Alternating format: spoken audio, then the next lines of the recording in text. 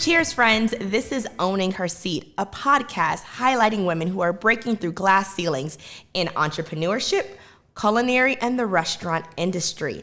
I am thrilled here to be with Blaire, owner of Bottega Bene.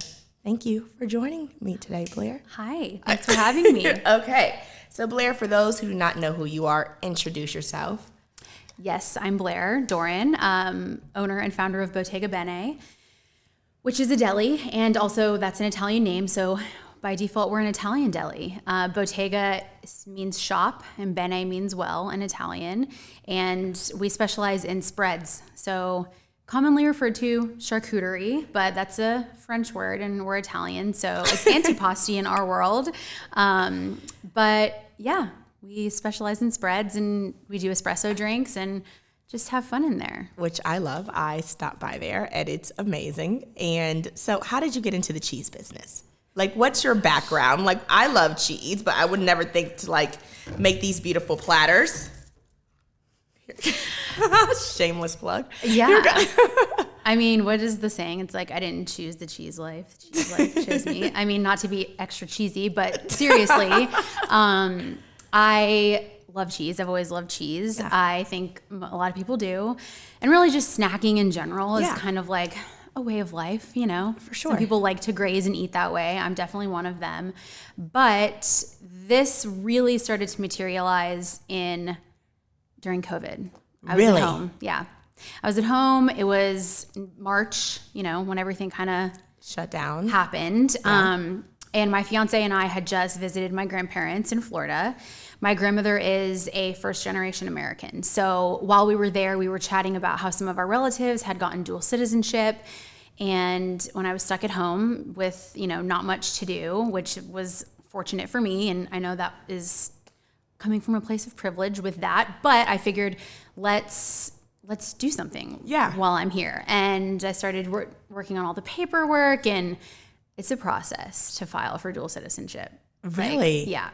I've never done it, but I can only imagine. So you were able to obtain your dual citizenship? No. So I started the process, and I realized, okay, this is like a 2-year commitment. So I couldn't even get my appointment until May of 2022. But in the meantime, you have to get all of these like birth certificates, death certificates, marriage certificates of like the entire family lineage, linking you back to the person. It's a whole thing. So I was like, why am I really doing this? Why do I really care about being Italian? Like, what is it about, you know, Italian lifestyle that is so like, what draws people to it? Like, why are Americans so like, Italy, you know? Yeah. So it kind of like set me on this like introspective path, if you will. And at the same time, I was making spreads for Chris and I, he's my fiance. And it was just a way for us to like put our phone down, try a new wine, try a new cheese, but also be safe and be at home and be responsible. But during those times, we were just eating and snacking together and drinking, we were like excited. You know, we were like, where are we going to travel next? What are we going to do? I mean, it was just like a pause from everything else that was going, you know, on in the world, and the chaos and sadness. And it was exciting, and it felt hopeful. And I remember just thinking, I want to be able to share how we're feeling right now with other people. Yeah. And I was thinking that, you know, there's so many people that won't take the time to put out a plate of food for themselves, right? Number one, it's intimidating. How do I arrange it? You know, what goes together? Yes. It's hard. And then it's like, it's expensive. I mean, you've all bought a block of cheese. Oh, for sure. Like 3 or 4 of those, and you're like, you're in. Like, yes. You are committed. Max, right? Yes. And so I was like, this should just be easier. I just said to him, like, this should just be easier. There should be a place where people can go and they can get a beautiful plate of food. And if it's just, you know, 1 or 2 people, that's fine. If it's a group, that's fine. If it's just for you, like, enjoy beautiful food with people that you love, and do it, you know, regularly, more often. I love that. So you like the branding and everything for you to be in business less than a year, you're like on it. Okay. So within a year, you've been featured in so many magazines. Like I remember seeing your article in Atlanta magazine. How have you gotten so much traction in such a short amount of time? I mean, I think relationships are everything, and I'm fortunate for every single person who has mentioned my name to someone else, whether it be to get a press feature or, whatever. Yes. I'm just grateful for anyone spreading the word, period. So I think that is a piece of it. I think another piece of it is people kind of catch on when they realize that you're doing something that is like purpose-driven, if you will. So like for me, we say, one of our sayings is like, love and feed your people well. And so this whole business was really designed as a way for me to like help other people facilitate human connection, So I think that when people know that you're doing something for a reason and that it has a positive root, it's kind of a natural thing that people want to know more about it. And it's a no-brainer. Yeah, I want to support this. Yeah, not to mention like how fun is it to look at this food? Hello. So you come up with this great concept. You're making things at home. How did you switch from I'm just chilling at the house making things to we're opening an actual deli? I wish there was a conscious like moment where that changed. I think I'm just so type A and had too much time on my hands. And then it went from like, this is a fun idea to like, I'll just make a business plan because who makes it? I'm bored. I don't know. So while everybody else was making bread and, gaining the quarantine 15, you're like in the bat cave making business plans. I did all of that too. There was definitely bread in the bat cave, definitely. But at the same time, it distracted me and it gave me something, to focus on. And the branding was so fun to come up with. I love it. It's my grandmother's signature or handwriting. I love that. She wrote that for you. I know. Yeah. I was like, hey, can you just write these words a few times and send it to me? And she was like, what? And I was like, I'll tell you when it becomes a thing. And then after we opened, I got a big package and I was like, what is this? And it was a board, like a cutting board, a big one. And it had our logo on it. And I was like, who sent this to me? And it was my grandma. She Nana ripped our logo off of, and I quote, your Instagram story. Found someone on Etsy, had a custom board made. I'm like, you're 80. How?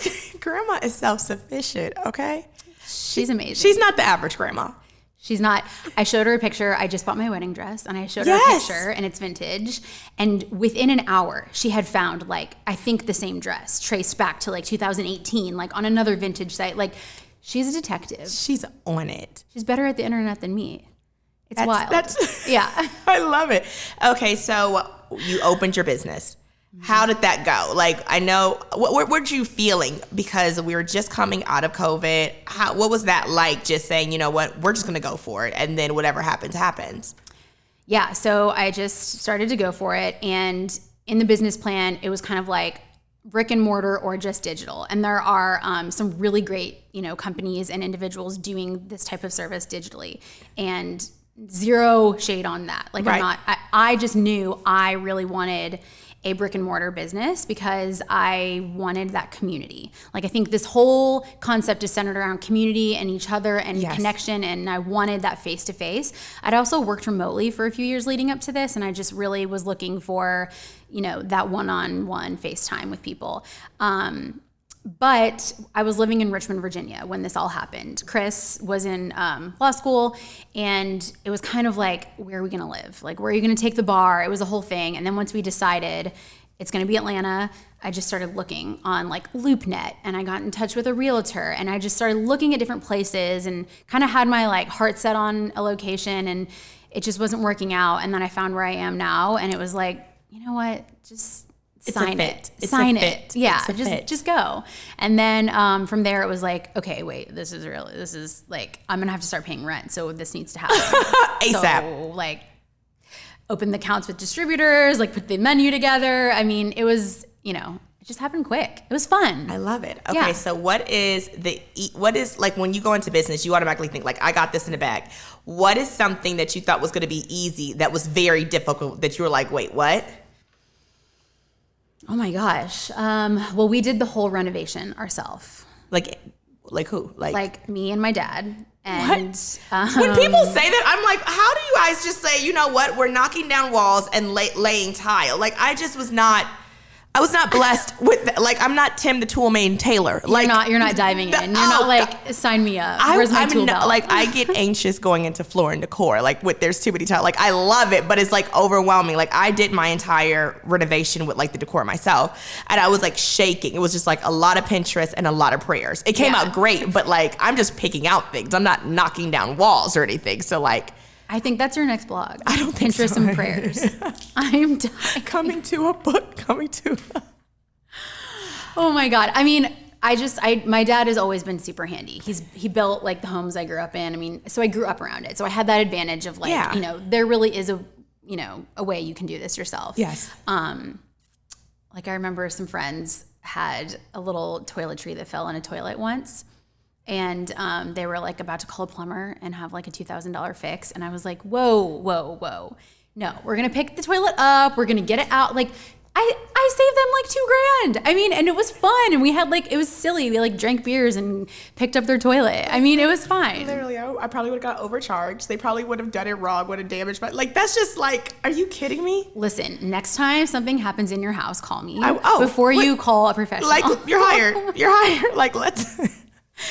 Oh my God, no. So, I mean, I was like, my dad will have my back on this. Yeah. Let's just do it.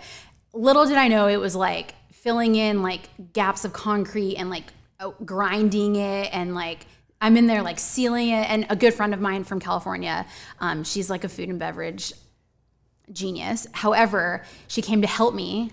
Really what she signed up for was to be like a construction worker. Like we got jumpsuits and we literally lived in them. She came for a week and she ended up staying for like a little over a month. And it was so fun for us. I mean, it was like a really good time for us, but I mean, it's like freezing in there. She's painting. We're on ladders, like can't feel our fingers. It was wild. So I think that was like more physically hard than I thought it was gonna be, while also trying to like use my brain to like round out like, am I spending too much? Like, how am I doing? Like, it was just a mind-body challenge. So what is something that you anticipated to be super hard that was way easier than you thought? Ooh, super hard. Honestly, I think putting the menu together, I think I was really intimidated at first because my background is in marketing and not in food and beverage. I mean, I've worked in bars and restaurants and I love food, but that's one thing. But then like offering food to people is a whole other thing. But I think that the key to that was just like get in there, like try stuff, get involved, like do what you want. And also there are no rules. I think kind of taking that pressure away of like, I have to be perfect, but I'm not a chef. Like, no. Food is delicious and fun. And like sharing with people is fun and just have fun kind of thing. And I mean, be safe and, follow safe practices and all that. But like, don't stress. So how did you make the transition from full-time employee to entrepreneurship? Because that seems like to be the dream right now. Like during our parents' time, they were like, we want our pension, we need our benefits, and now we're just like, you know what? We're coming out of high school. I'm gonna be a TikToker. Like, how did you make? Okay, that's a whole other world that I cannot speak to. But as far as leaping from like salary life, that happened in 2016. So I was living in LA at the time. I had worked in marketing, fashion marketing, and then I ended up going to work for a tech company, fashion tech company. And I was just wasn't clicking. And I was just like, every day should not be this much of a struggle, Right. And I went to Nicaragua on vacation and it was a disaster vacation. And truly it took us like 4 days to get out of the US. I mean, it was insane. Yeah. When we got our bags in Nicaragua, they had been ransacked. They were days after us. So like took us 4 days to get out. Then our bags showed up 4 days later. And then a lot of our stuff was stolen. And we just like, I wore some like Eddie Bauer shorts from the thrift store and we just got through it. And that part of it was actually pretty fun. But I came back from the trip, not with that like rested, I was just at the beach, I can tackle this stressful job mentality that I thought was going to happen. I'm over it. I was like, no plan, walked in, quit on a Monday. It sounds like you thought it was going to be like a Eat, Pray, Love, and it was like a Friar Festival, minus the school bus. Minus the craft singles. Did you remember seeing those? Like white bread with like craft singles on. So you took the trip. It was not what you envisioned. You went back to work and you were like, I just can't. Stick a fork in me, I'm done. Yeah. Were you nervous?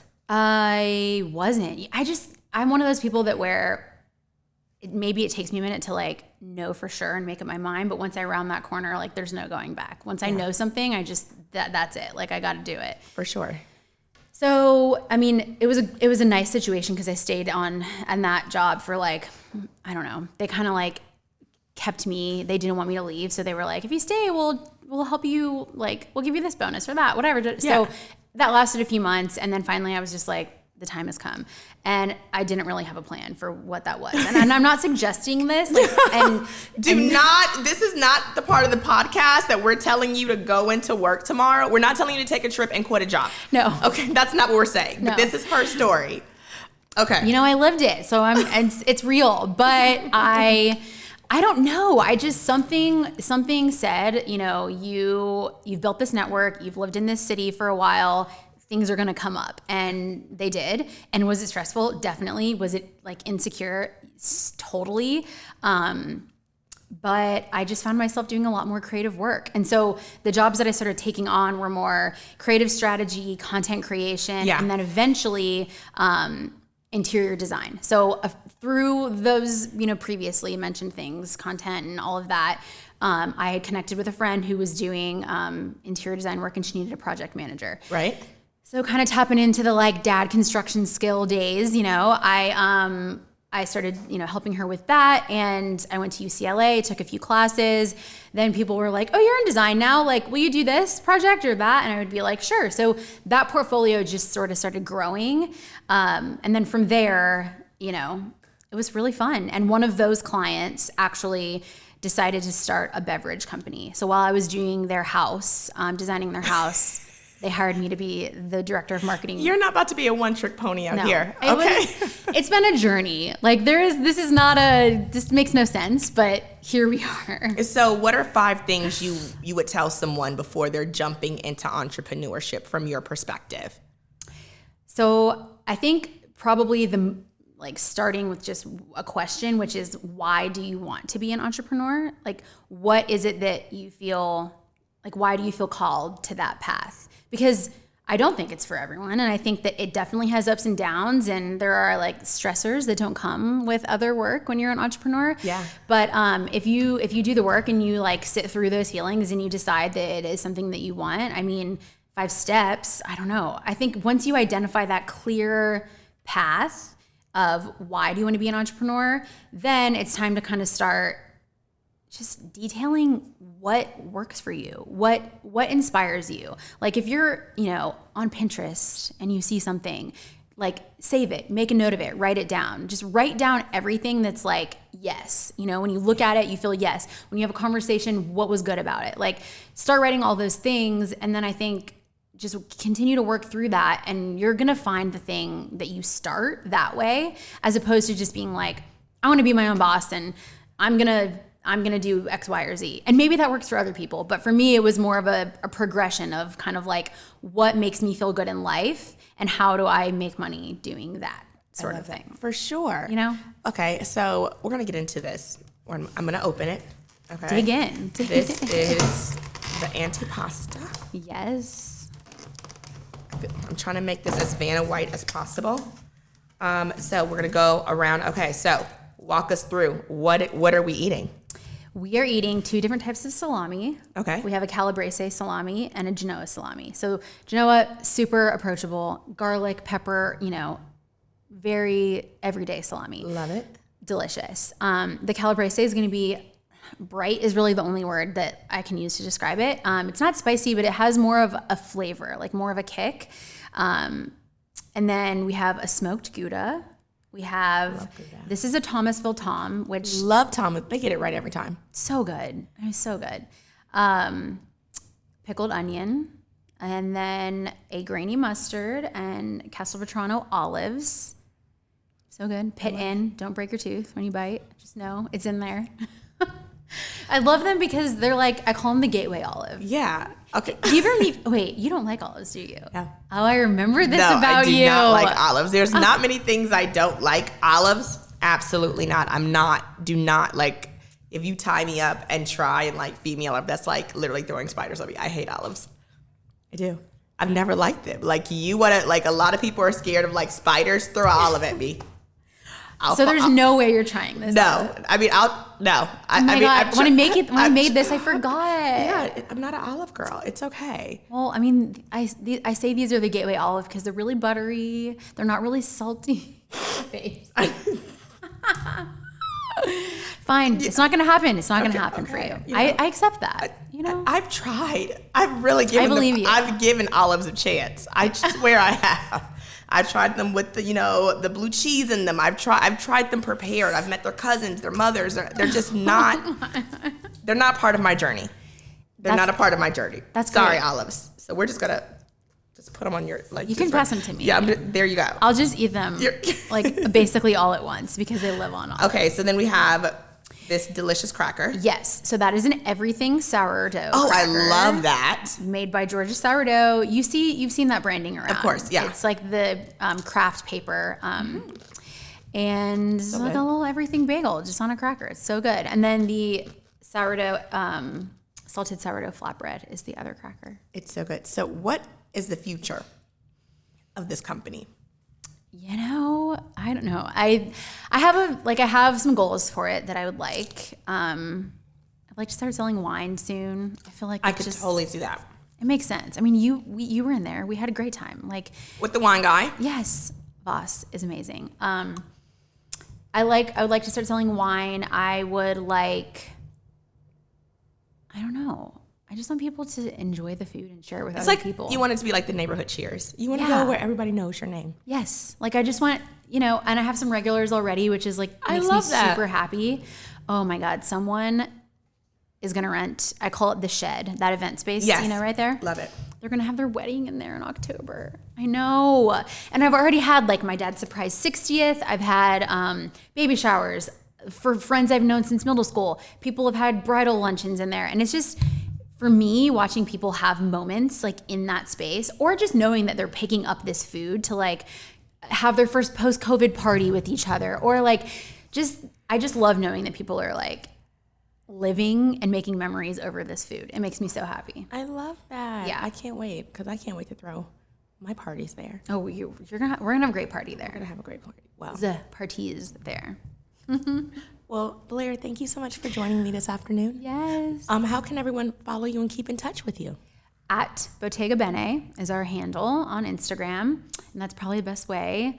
Not really on the TikTok yet. You have to join the TikTok. I mean, I've joined it. I've taken the step. I'm just, there's only so many hours in a day, so like, got to get on the TikTok train eventually. But I'm on the talk. Are you? I am. I feel like a grandma on it. Like I'm not really dancing. I'm more so just like I'm like an aunt on the TikTok. Okay, Hey kids, this is what I'm doing. You can do this when you get older. You know what I mean? Kind of like career advising. Exactly. Showing my trips and stuff, but I'm not like going to be. Yeah, that's okay. I think what's cool about TikTok is that it's like there's grass TikTok. I mean, like people how they're trimming their yard. I'm like, okay, I could watch this for hours. Then there's people like aspirational career people. I'm like, okay, that's an option. Get it. Like, I just think TikTok is there's a lot going on there. I mean, there's the cleaning people, the pool people, the prison wives on the TikTok. Okay, I have not gone down that yet. Age gap TikTok, though, that took my attention for a little bit. Like, I was like, wow, oh my God, this isn't like amazing. Who knew? Like, it's a great platform. I mean, I love it. What were we doing before, like TikTok? Instagram, scrolling on photos. What were we doing? No, I like to see it. I mean, I love the gram. I'm not gonna be off the gram anytime soon, but we love to talk too. Yeah. Well, thank you for joining me, and until next time.